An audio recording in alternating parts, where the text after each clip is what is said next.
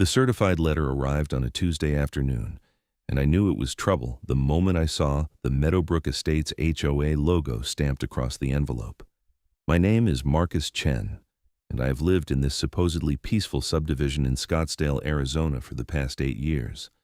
I bought my property specifically because it sat on the edge of the development, backing up to undeveloped land with extra space and privacy. The previous owner had built a decent-sized workshop on the property, which was one of the main reasons I purchased the place. As a utility infrastructure specialist, that shop was not just a hobby space. It was my command center, my storage facility, and quite frankly, the reason half this neighborhood had functioning electricity, water, and internet. I tore open the envelope with my coffee still steaming on the kitchen counter. The letter was 3 pages long, printed on expensive HOA letterhead with way too many formal stamps and signatures. The main point hit me like a brick. I had 30 days to demolish my workshop or face daily fines of $500, legal action, and potential foreclosure on my property. My hands tightened on the paper. The workshop violated some obscure bylaw about outbuildings exceeding certain square footage without proper permits, they claimed.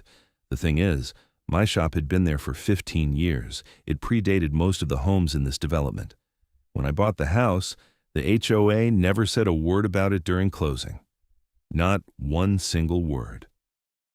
I pulled out my phone and dialed my real estate attorney, Jim Davidson, who had handled my home purchase back in 2017. He picked up on the third ring. "Jim, it's Marcus. I need you to look at something." "What's going on?" His voice carried that practiced calm that lawyers develop. "The HOA wants me to tear down my workshop. They are claiming it violates some bylaw, but this building has been here since before I bought the place." Jim was silent for a moment. "Email me the letter. I will review it and get back to you by end of day." I scanned the documents and sent them over, then walked out to my workshop. It was a solid structure, about 1,200 square feet with proper electrical, climate control, and organization systems that would make any professional jealous.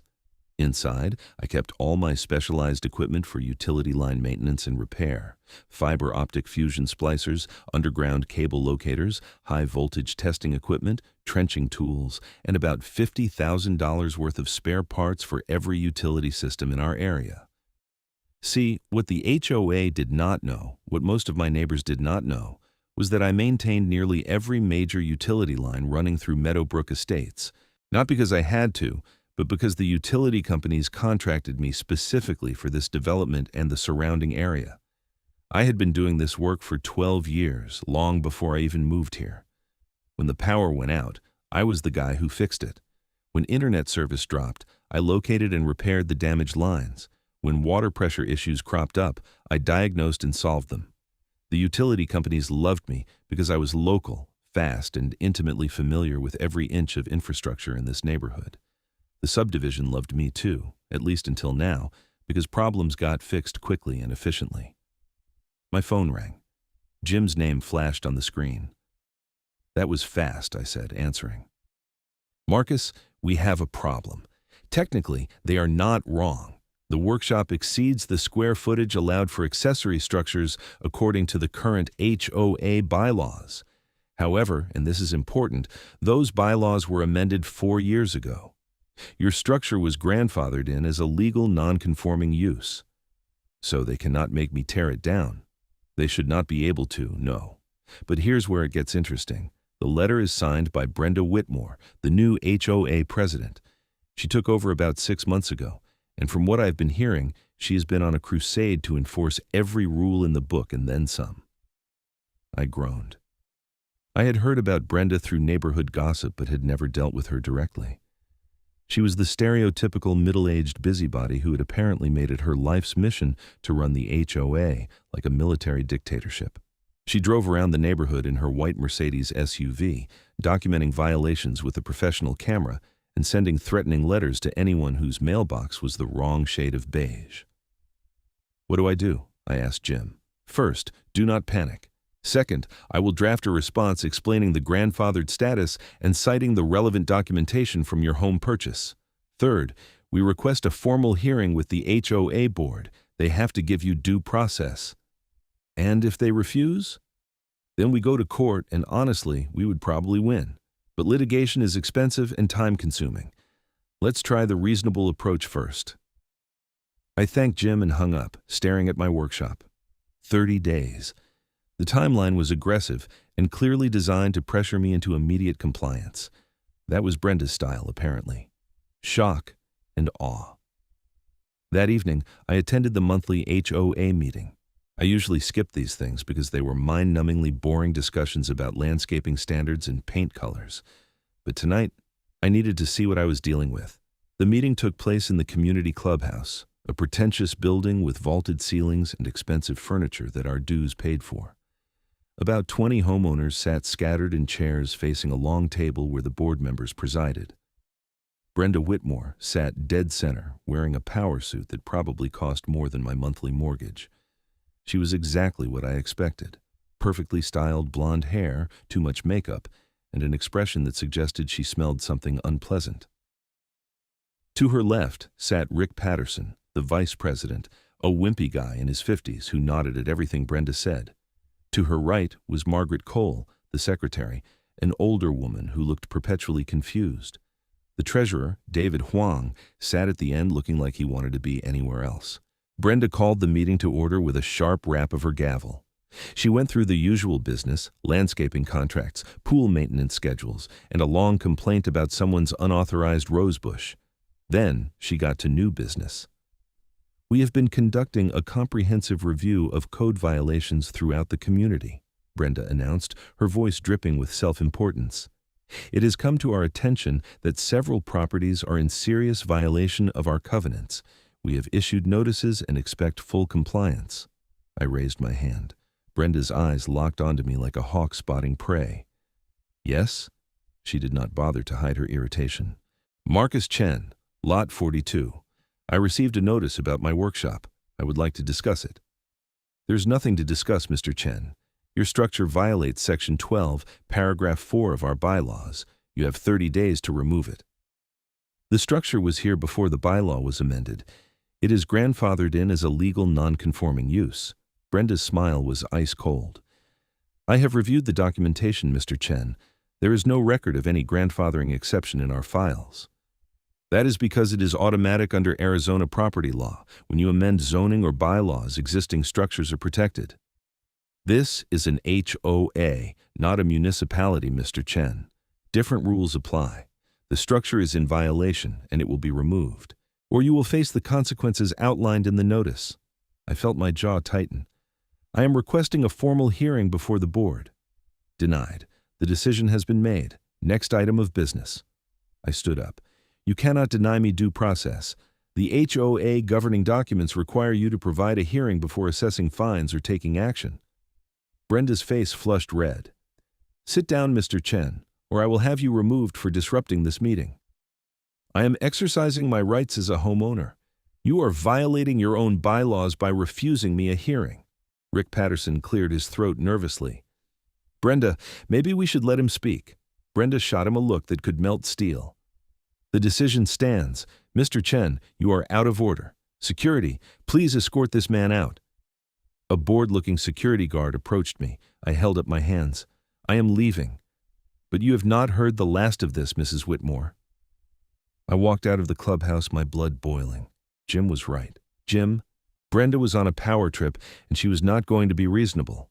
This was going to get ugly. Over the next week, Jim filed formal complaints and hearing requests with the HOA. Every single one was denied or ignored. Brenda sent me another letter, this time increasing the daily fine to $750 and threatening immediate legal action if I did not begin demolition within 20 days. I was running out of options and patience. That is when the universe decided to intervene in the most ironic way possible. On a Thursday morning, a massive storm rolled through Scottsdale, the kind of desert thunderstorm that turns streets into rivers and knocks out power across entire neighborhoods. I was in my workshop when the first lightning strike hit, a brilliant flash followed by a boom that rattled the windows. Then the power went out. My phone started ringing immediately. Not my personal phone, my work phone, the utility company. Marcus, we have got a major outage in Scottsdale. Meadowbrook Estates and the surrounding area. Can you respond? On it, I said, already pulling on my work gear. I grabbed my equipment from the workshop, loaded up my truck, and headed out. The rain was torrential, visibility down to maybe 50 feet. I drove through the neighborhood, noting the dark houses and dead streetlights. Every home in Meadowbrook Estates was without power. I located the problem within an hour.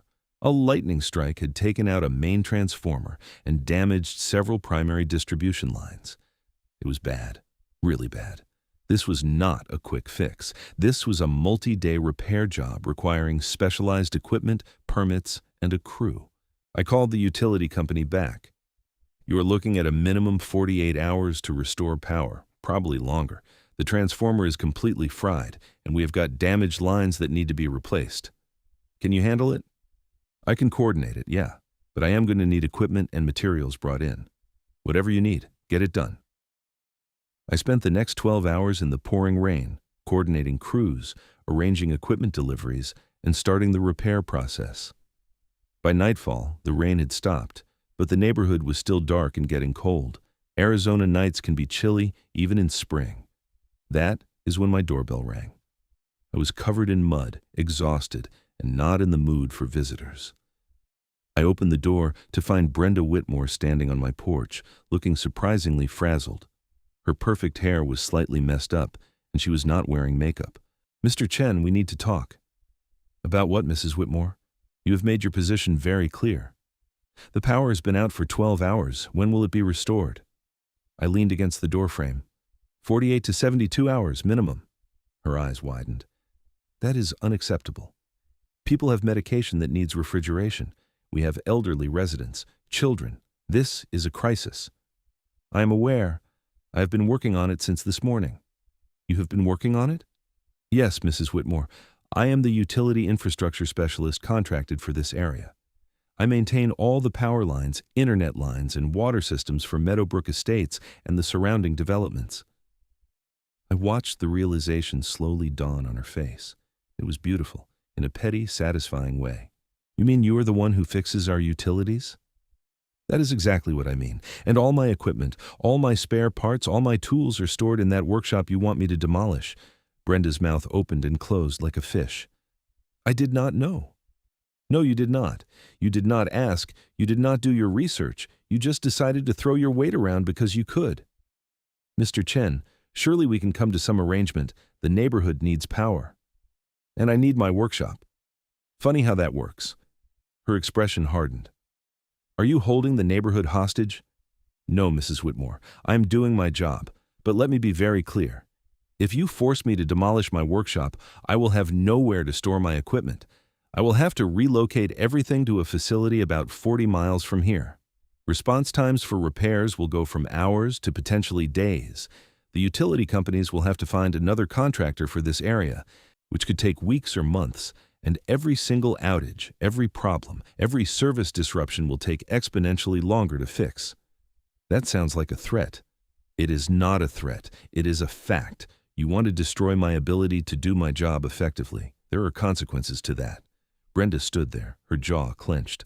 I will discuss this with the board. You do that. In the meantime, I have got work to do. I closed the door and went back to coordinating the power restoration. Over the next 2 days, I worked almost non-stop. My crew replaced the damaged transformer, repaired the distribution lines, and restored power section by section. By Saturday evening, every home in Meadowbrook Estates had electricity again. I was a hero to my neighbors. People stopped me on the street to thank me. Somebody left a basket of cookies on my porch. The neighborhood Facebook group was full of praise for my hard work and dedication. Brenda, meanwhile, went silent. No more letters, no more threats. I figured she was regrouping, planning her next move. I was right. 2 weeks later, I received another certified letter. This one was not from the HOA. It was from the Maricopa County Building Department. Someone had filed a complaint about my workshop, claiming it was an unpermitted structure that violated building codes. I called the county inspector, whose name was on the letter, a guy named Tom Rodriguez. Mr. Rodriguez, this is Marcus Chen. I received a notice about my workshop. Yeah, we got a complaint. I need to come out and inspect the structure. When the building was constructed 15 years ago, it was permitted. I have the documentation from when I bought the house. Great, have that ready when I come out. How is Thursday at 10? Thursday arrived, and so did Tom Rodriguez, a middle-aged Hispanic guy with a clipboard and a no-nonsense attitude. I showed him my workshop and provided all the documentation, original permits, inspection reports, and the certificate of occupancy. Tom walked through the building, checking everything methodically. He spent about an hour examining the electrical, the foundation, the roof structure, and the overall construction. Finally, he turned to me. Everything looks good. The original permits are in order, the work was done to code, and the structure is solid. You are fine. So whoever filed the complaint was wasting your time? Tom smiled wryly. Let's just say I know exactly who filed this complaint, and it is not the first time she has weaponized the building department to harass people. Brenda Whitmore. I cannot confirm or deny that, but hypothetically speaking, if someone were to repeatedly file false or frivolous complaints, that someone could face consequences. I thanked Tom and watched him drive away. Brenda was escalating, trying different angles to force me out. This was personal now. That evening, I decided to do some research. I pulled up the HOA financial records, which were supposed to be available to all homeowners. It took some digging, but I eventually found them buried on the community website. What I discovered was shocking. Over the past 6 months since Brenda took over, the HOA had spent an enormous amount of money on legal fees, consulting fees, and administrative costs. We had paid nearly $40,000 to a law firm for various enforcement actions and deed restriction violations. Another $15,000 went to a management consulting company that, when I looked them up, appeared to be owned by Brenda's husband. This was not just a power trip. This was potentially fraud. I downloaded everything, backed it up in multiple locations, and called Jim. Jim, I need you to look at the HOA finances. I think Brenda might be embezzling or at least funneling money to her husband's company. Jim was quiet for a moment. That's a serious allegation, Marcus. You better be sure. Look at the documents. The management consulting fees are going to a company owned by Richard Whitmore. That is her husband. Send me everything you have got. If this is what it looks like, we are talking about criminal fraud, breach of fiduciary duty, and possibly racketeering. Over the next week, Jim worked with a forensic accountant to analyze the HOA finances. What they found was even worse than I thought. Brenda had been systematically funneling HOA money to various companies connected to her family. Her husband's consulting firm, her brother's landscaping company, her sister's law practice. In total, she had diverted over $120,000 in 6 months. We need to go to the police, Jim said during our meeting. This is criminal. What about the other board members? Did they know? Hard to say. Rick Patterson signed off on most of the payments as vice president, so he is either complicit or criminally negligent. The others might have been kept in the dark. I thought about it. If we go to the police, this becomes public. The whole neighborhood will know. Marcus, she tried to destroy your property and your livelihood over a personal power trip while stealing from every homeowner in the development. She deserves to face consequences. He was right. I nodded. Do it. Jim contacted the Scottsdale Police Department's white-collar crime division. Within days, detectives were reviewing the evidence. They moved quickly once they saw the scope of the fraud. Brenda had been sloppy, arrogant enough to think no one would notice or care enough to check. On a Tuesday morning, 3 weeks after the power outage, I watched from my kitchen window as 2 police cars pulled up to Brenda's house. Detectives knocked on her door, had a brief conversation, and then led her out in handcuffs. Her husband, Richard, was arrested at his office an hour later. The neighborhood exploded with gossip and speculation. An emergency HOA meeting was called. The remaining board members, looking shell-shocked, announced that Brenda and Rick had been removed from their positions pending a criminal investigation. Margaret Cole, the secretary, was appointed interim president. At that meeting, Margaret approached me privately. Mr. Chen, I owe you an apology. I did not know what Brenda was doing. I trusted her, and I should have been paying more attention. What about my workshop? I asked. The enforcement action is dropped, effective immediately. We will be issuing a formal letter confirming that your structure is grandfathered and protected. I am so sorry for what you have been put through. I accepted her apology. Margaret seemed genuinely remorseful and overwhelmed by the situation. The criminal case moved forward. The Maricopa County Attorney's Office charged Brenda and Richard Whitmore with fraud, embezzlement, theft, and breach of fiduciary duty.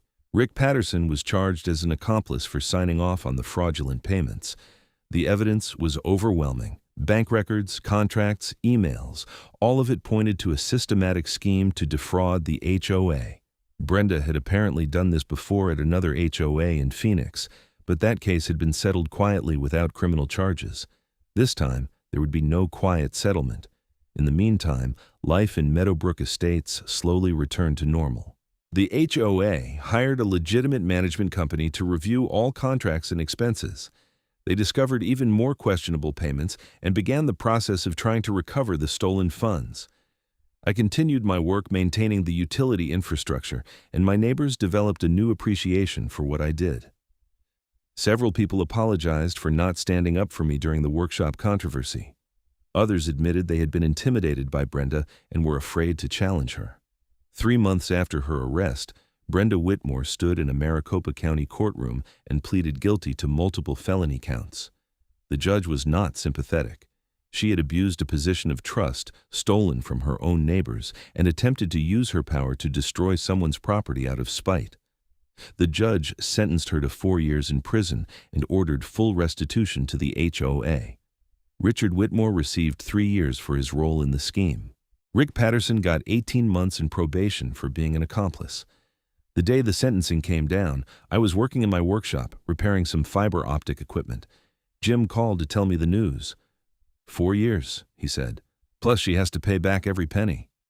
Good, I said. Maybe the next HOA president will think twice before abusing their power. How are things in the neighborhood? Better. Margaret is doing a decent job as president. She's actually reasonable and willing to listen to people. The new management company is cleaning up the finances. It will take time, but we will recover. And your workshop? I looked around at my equipment, my tools, my organized shelves of parts and materials.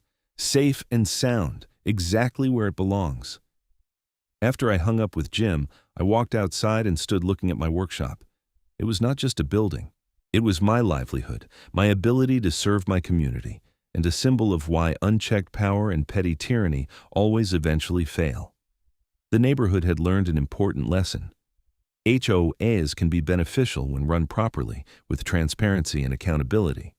But when the wrong person gets control, when power goes to someone's head, the damage can be swift and severe. It takes vigilance and courage to stand up to bullies, even when they have official authority. Over the following months, Meadowbrook Estates implemented new safeguards. All financial transactions over $5,000 now required approval from the full board and independent review. Board meetings were recorded and made available to homeowners. An independent audit was conducted quarterly, and most importantly, homeowners started paying attention, attending meetings, asking questions, and holding their elected representatives accountable. I was asked to join the board myself, but I declined. I had no interest in HOA politics.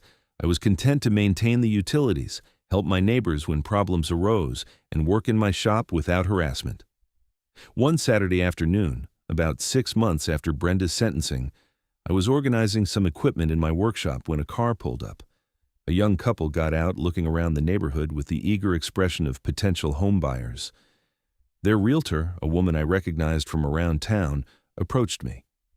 "Excuse me, are you Marcus Chen?" "That is me. I'm showing this couple some homes in the neighborhood. They wanted to know about the reliability of utilities here. Your name came up as someone who maintains everything." I smiled and spent 20 minutes talking with the couple about the infrastructure, the neighborhood, and yes, the recent HOA drama. They were concerned at first, but I explained the reforms that had been put in place. "So the HOA is better now?" the husband asked. "Much better. They learned a hard lesson about accountability and transparency. Margaret Cole is a good president. She actually cares about the community, not just the power." The wife looked at my workshop. "That is quite a building. What do you use it for?" "This is where I keep all my utility maintenance equipment, everything I need to keep this neighborhood running smoothly." "And the HOA does not have a problem with it?" I laughed. Not anymore. They learned what happens when you try to force out the person who keeps your lights on. The couple ended up buying a house 3 streets over. They became good neighbors and friends. The wife, Jennifer, was a teacher, and the husband, Mike, was a software engineer. They got involved in the HOA, attended meetings, and asked smart questions about finances and governance. Life settled into a comfortable rhythm. I continued my utility work, building a reputation as the most reliable contractor in the region. The utility companies loved me because I was fast, thorough, and knowledgeable. My neighbors appreciated me because problems got fixed quickly and professionally. My workshop became something of a community resource. When a neighbor needed to borrow a specialized tool, I would lend it. When kids were interested in learning about utility infrastructure for school projects, I would give tours and explanations. The building that Brenda had tried to destroy became a symbol of community cooperation and practical knowledge. 2 years after the initial conflict, I was working on a particularly complex fiber optic installation when Margaret Cole stopped by. She was stepping down as HOA president after guiding the community through the recovery period. "Marcus, I wanted to thank you personally," she said. "If you had not stood up to Brenda, if you had not discovered the fraud, who knows how much more damage she would have done." "I was just protecting my property," I said. "No, it was more than that. You showed everyone that you cannot let bullies win, even when they have authority. You did the right thing, even when it was hard and risky." Margaret paused, looking at my workshop. "This building, it represents something important. It is not just about utility maintenance. It is about standing up for what is right, about community, about using your skills to help others." I did not know what to say to that. Margaret had a way of making things sound more profound than I intended. "Just keep doing what you are doing," she said. "The neighborhood is better because you are here." After she left, I thought about her words. The workshop controversy had been stressful and frustrating, but it had led to positive changes. An entire community had learned about accountability, transparency, and the importance of questioning authority when something feels wrong. Brenda Whitmore had set out to destroy my workshop and assert her dominance. Instead, she exposed her own corruption, went to prison, and inadvertently strengthened the community she had tried to control. The irony was not lost on me. As the sun set over Scottsdale that evening, I locked up my workshop and walked back to my house. The lights were on throughout Meadowbrook Estates, utility lines humming reliably underground and overhead. Water flowed through pipes I maintained.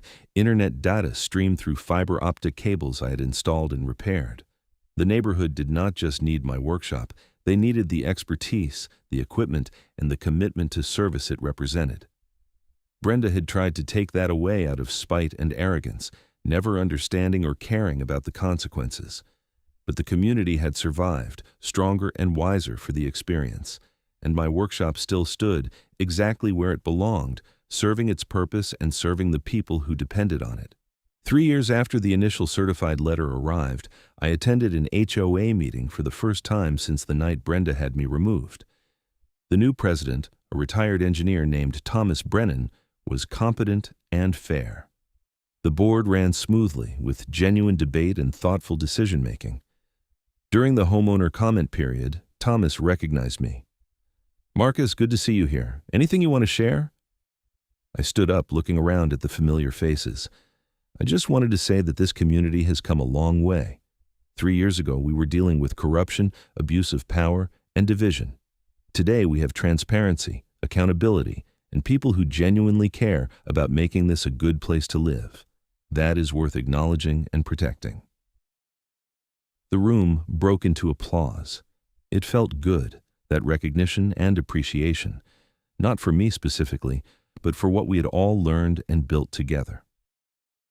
After the meeting, several neighbors approached me to chat.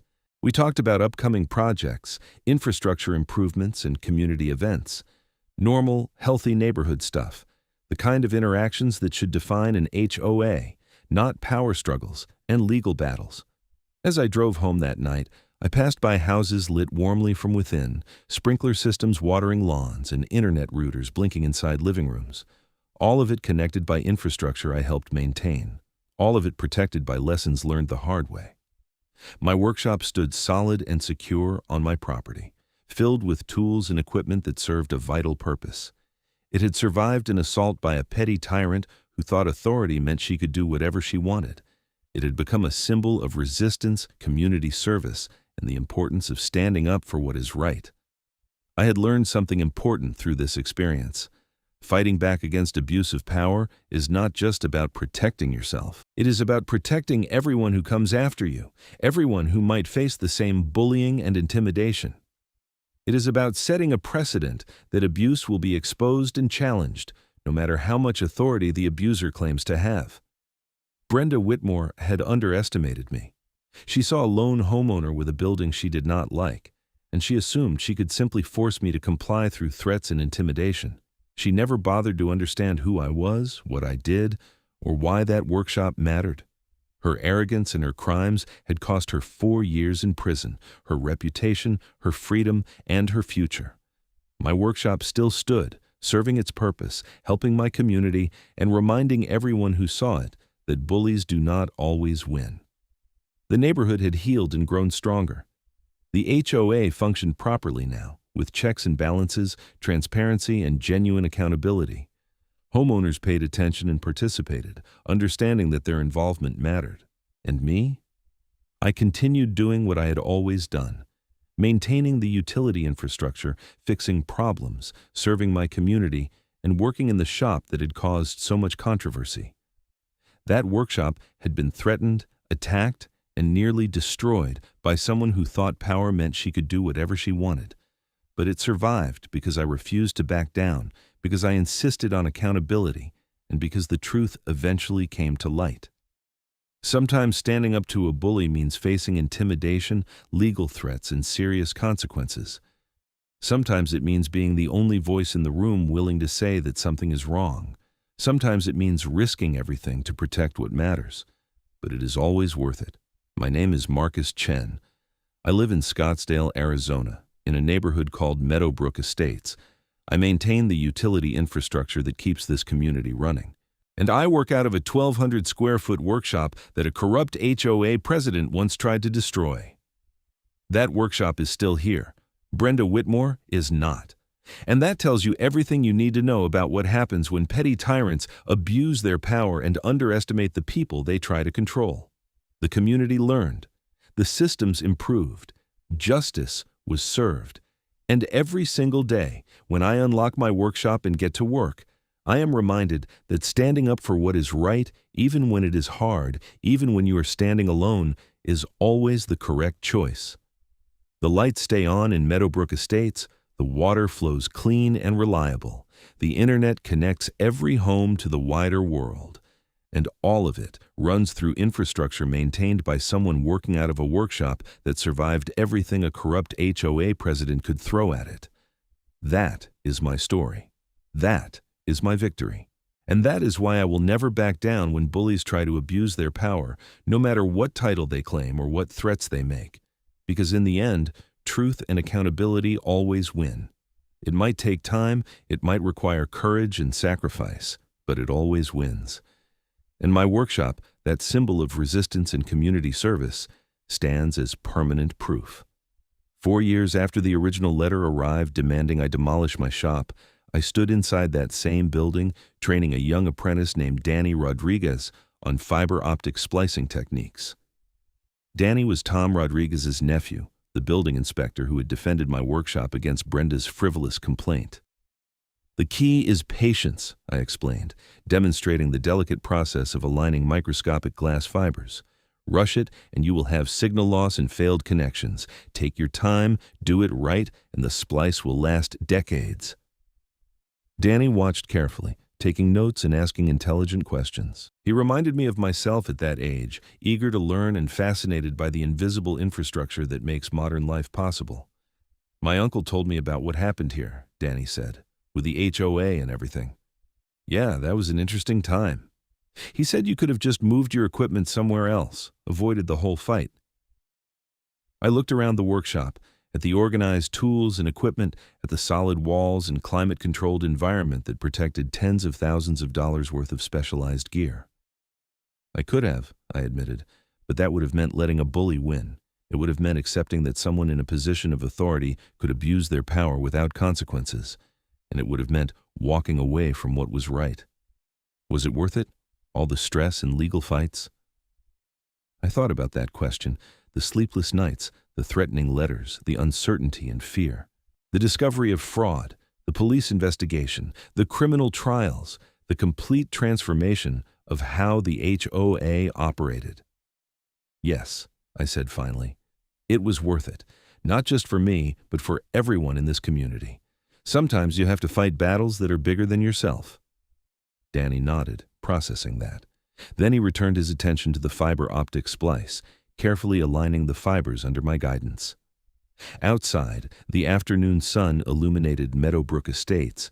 Children played in yards, sprinklers watered lawns, garage doors opened and closed, internet routers delivered streaming entertainment, refrigerators hummed with reliable electricity.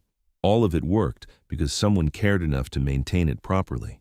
All of it was protected because someone refused to let a tyrant destroy the infrastructure that made it possible.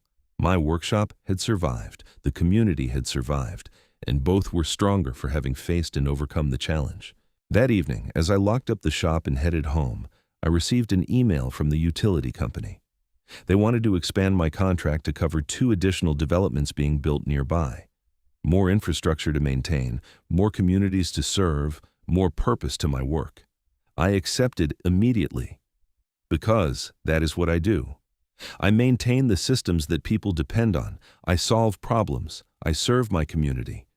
And I do it all from a workshop that a corrupt HOA president once tried to destroy, standing as permanent proof that bullies do not win when good people refuse to back down.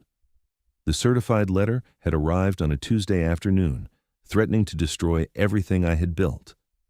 4 years later, everything that letter represented had been destroyed instead. Corruption exposed, criminals imprisoned, systems reformed, community strengthened. My workshop stood exactly where it had always been, serving exactly the purpose it was built for, protected now by laws, precedent, and a community that understood its value. Brenda Whitmore had learned the hardest possible lesson about abusing power and underestimating people. The neighborhood had learned about accountability and vigilance, and I had learned that standing up for what is right, no matter the cost, always pays dividends in the end. The lights stayed on in Meadowbrook Estates, and they always would, as long as I had my workshop and the commitment to serve the people who depended on me. That was my promise. That was my purpose, and that was my victory over a tyrant who thought authority meant she could do whatever she wanted. She was wrong. The community proved her wrong. Justice proved her wrong. And my workshop, still standing strong and serving its purpose, proved her wrong every single day. Some battles are worth fighting. Some principles are worth defending. Some stands are worth taking, no matter the risk or cost.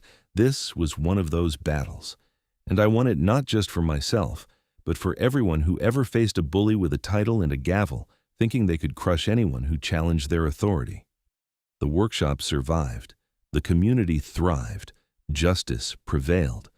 And that is the end of this story. The story of how an HOA ordered me to demolish my shop, then learned I maintained every utility line in their neighborhood, and how that simple fact brought down a corrupt regime and transformed an entire community. It is a story about power and accountability, about standing up to bullies, about the importance of infrastructure and the people who maintain it. But most importantly, it is a story about why you should never underestimate the quiet professionals who keep your world running, especially when you are abusing your authority to make their lives difficult. Because eventually, inevitably, undeniably, the truth comes out. Justice gets served, and the bullies face consequences they never saw coming. My name is Marcus Chen. This is my workshop. This is my community. And this is my story of standing up to a tyrant and winning. The lights are on, the water flows, the internet connects, and my workshop stands exactly where it belongs, serving the people who depend on it, protected by the lessons learned when a corrupt HOA president made the worst mistake of her life. She tried to destroy what I built. Instead, she destroyed herself. And that is justice.